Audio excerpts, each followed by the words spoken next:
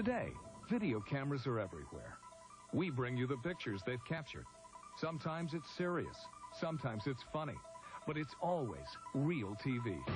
See the motorcycle racer on a collision course with the cameraman. Witness the video of the man who ended a hostage situation with one swift kick.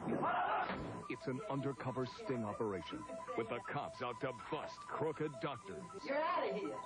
Cameras capture the slip that nearly cost this man his life. And you'll get a hoot out of the stylish owl who loves to take mud baths. For Monday, June 15th, 1998, this is Real TV.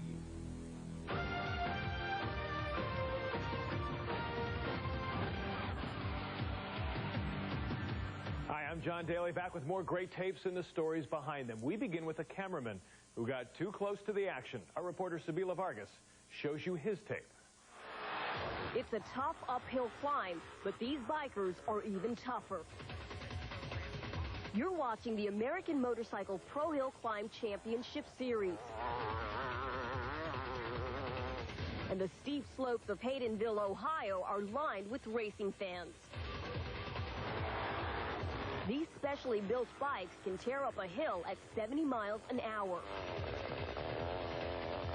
Freelance cameraman Glenn Mazzoni is in perfect position to catch the fast and filthy action. Glenn is used to having dirt flung in his face, and this cameraman barely flinches. He always gets his shot. Another camera catches the race from behind the riders. These motorcyclists are the best in the business, but when a 300-horsepower bike barrels uphill, even the most experienced rider can lose control. Standing halfway up the hill, Glenn trains his camera on number 17, revving his engine for his shot up the hill. But something's seriously wrong, and the racer is heading straight for the cameraman. Don't touch him. Don't touch him. Do not touch him. Glenn is down and badly hurt, but his camera is still rolling as help arrives. Looking through the lens of the other camera, you can see just how hard Glenn is hit. The rear wheel of the cycle runs right over his head. It's bad enough to have a 400-pound motorcycle like this one land on top of you, but these bikes are specially designed for climbing hills, and the tires are wrapped in chains that can rip you to shreds. That's just what happens when the rear tire of the motorcycle lands on Glenn's head. Luckily, paramedics are on scene and are able to control the bleeding. They rush Glenn to a nearby hospital. The motorcycle was coming probably between 65 and 70 miles an hour, and from the time he went out of bounds until the time he was on my head was about half a second. Yeah, I was basically thinking, get the hell out of the way. Even though it takes over 300 stitches to sew Glenn up, this gritty cameraman refuses to call it quits. You know, sometimes people ask, "Ooh, weren't you mad, or didn't you get mad at that guy?" Of course not. He didn't mean to hit me. I was probably too close to the track, as the video would show, and if you're going to operate in that realm, things are going to go wrong. That's all part of the game. Do not touch him. And Glenn is back in action, taping motocross events. He's even considering wearing a helmet.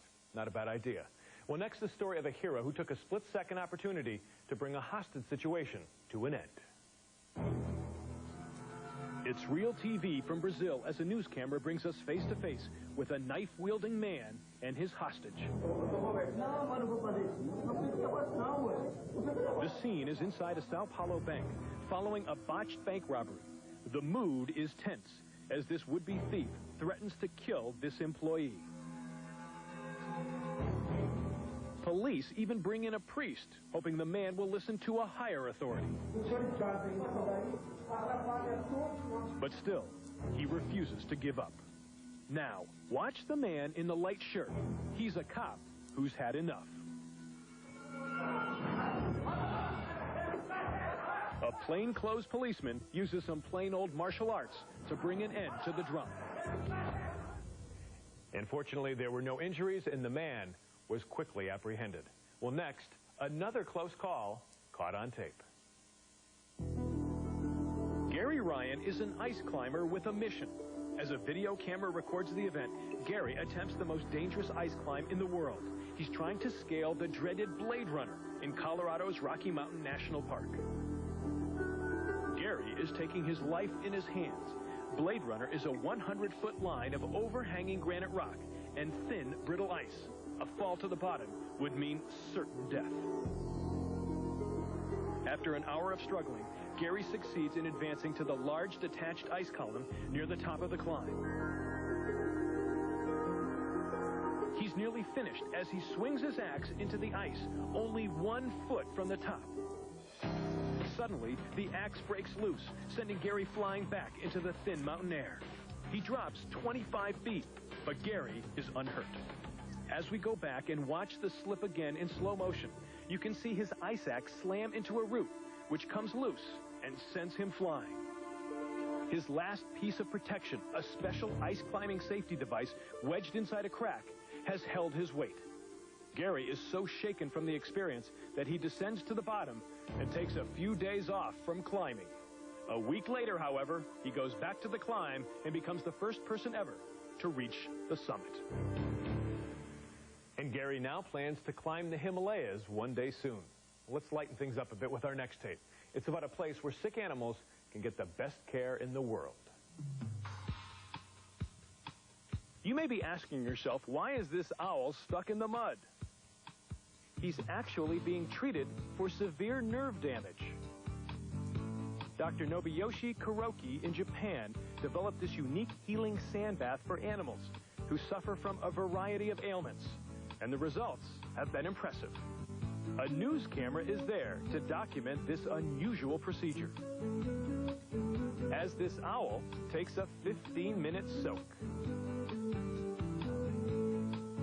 Before the owl came to Kuroki's clinic, it could barely clasp anything with its claws. But now, as you can see, he's doing much better. And for those who give a hoot, the animal treatment costs about $150. And do you have great home video of your pet? Well, we'd love to see a copy. Just give us a call on our toll-free number. It's 1-888-REAL-TV-1. We'll be right back. Coming up, heroes in action, caught on tape, where every second counts. See the undercover tape of the doctor police are calling a scam artist. Take a guess. What do you think they're making at this factory? And home video of the school play that went up in smoke. You want great tape every day? Yeah, you do. You picked the right show. We're Real TV. Back in a moment. You're watching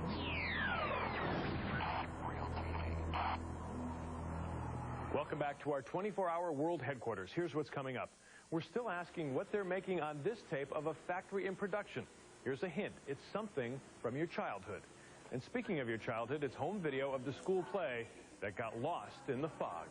All that fun coming up later, but right now, a scam caught on tape by a surveillance camera. It's a crime so serious that it affects all of us directly. Our Lisa G has the tape that brought doctors to justice. Feel it right in here, okay? What do you feel? The man with the mustache is a chiropractor who's teaching one of his patients how to fake pain. They may try to ask you, push your head into my hand, push. Don't, I'm uncomfortable. I feel the soreness, okay? He's going to ask you to hold your breath. You see, the chiropractor is knowingly helping this man collect on disability when he's not really disabled. That's insurance fraud. But what this medical expert doesn't know is his patient is really an undercover agent who's recording all this on a hidden camera. Do it on your arm. This is the test of nerves. Do you feel this? The same as this? Yeah, you do. Packed away in items where it could be disguised, like knapsacks, investigators hid this tiny camera. The lens so small that it could focus through this pinhole. The undercover patient simply took the hidden cameras into the examining room and pointed this end at the targets of the investigation. This all began when the district attorney of Nassau County, New York, got suspicious of some medical professionals. So to set the record straight, undercover DA workers pose as patients wanting to claim disability for injuries they don't really have. They're looking for the dishonest doctors who will give them a false diagnosis. And in turn, these docs will then bill the insurance company for treatments that never take place. Investigator Ed Grilly helped head up the video sting called Operation Backbone. The star of the tape is our chiropractor, who is examining our undercover person and basically instructing him on what to do when he's examined for real by the insurance company doctors the next day. Now you relax. I'm going to push down on the top of your head. Do you feel any pain? And you go, ah. I feel it right in here. Okay? What do you feel?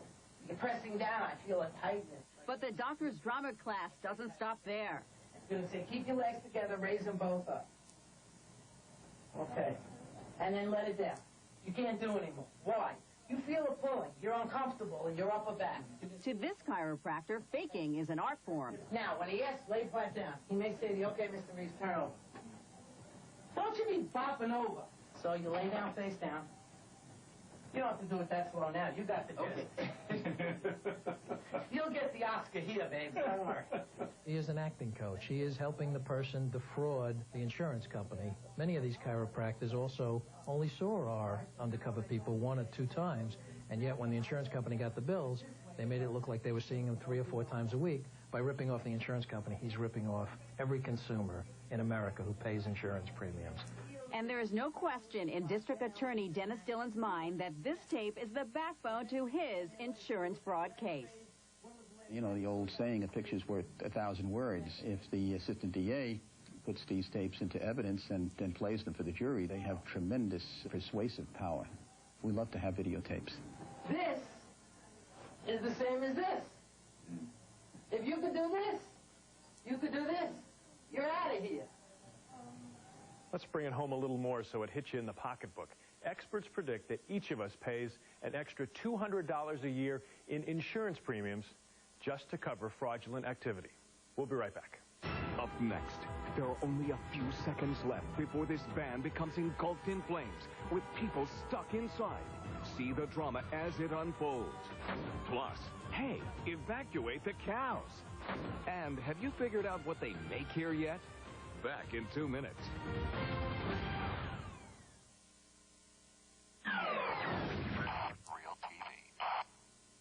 Welcome back. Call them working class heroes.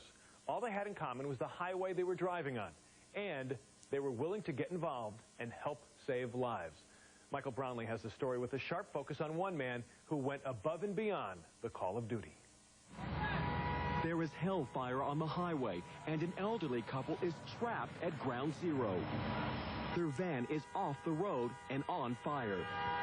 The flames short-circuit the van's horn, which adds a sound of desperation to an already desperate scene. A news cameraman is driving the same interstate just behind the van. He sees the accident, jumps out, and starts rolling tape. Truckers pull their big rigs over and grab fire extinguishers. 3 Amish farmers, the men in blue shirts and hats, park their buggies out of camera range and race over to do what they can.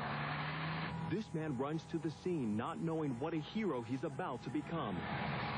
His name is Kevin Fitzgerald, and he jumps into battle. The heat is savage, and the flames are getting closer. The rescuers tear the side door open, and Kevin Fitzgerald goes in. A woman is trapped in the passenger seat. They're called. We called. Kevin and the others work frantically.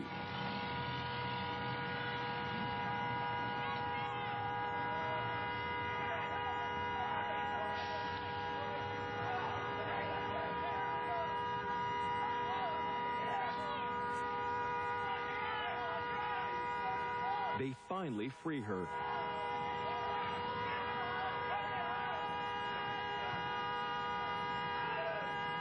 But the flames still threaten to consume her husband, who's trapped behind the wheel.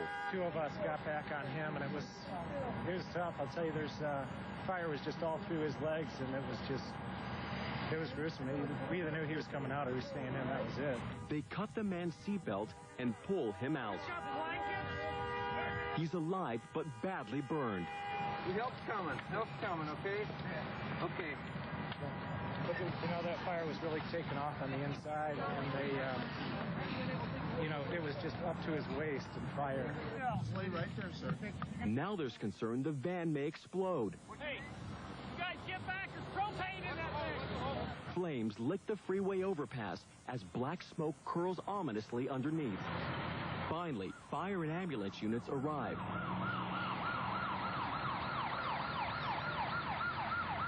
Up to now, it's been all volunteers, truckers and other road warriors who pull over to help. The paramedics treat the woman, then call for a medevac chopper. The man from the van is critical. They put him on a gurney, take him to the chopper, and fly him out.